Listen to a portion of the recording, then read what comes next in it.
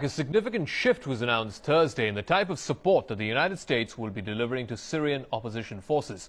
The new U.S. Secretary of State, John Kerry, made public these new commitment of funds, about $60 million.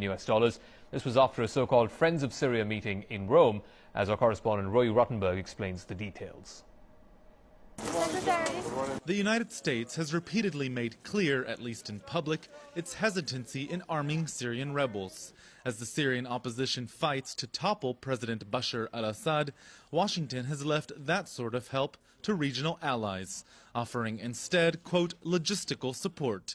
But speaking in Rome on Thursday following a meeting of the so-called Friends of Syria, the newly appointed U.S. Secretary of State, John Kerry, confirmed that Washington will now do more. I am proud to announce that the United States of America will be providing an additional $60 million immediately in non-lethal assistance to support the coalition in its operational needs day to day as it continues to organize and work for the political transition that we all want to see. But non-lethal means just that, mostly food and medical supplies to be provided directly to Syria's opposition groups, but still no weapons.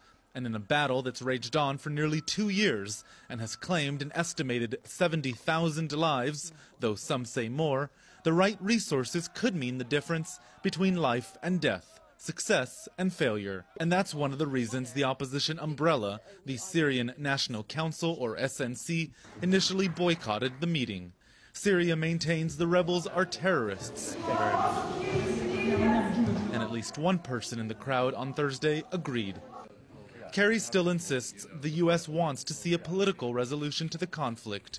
But in Rome, he also recognized the opposition as the official representation of Syria. Naturally, this doesn't sit well with the Syrian government. Its ambassador to Italy was expelled last spring, and this meeting might be the last straw, with sources saying its embassy here in Rome will be shut by the end of the week, with diplomatic staff being sent home. Kerry will now head to Turkey and the Gulf with a clear message from Washington.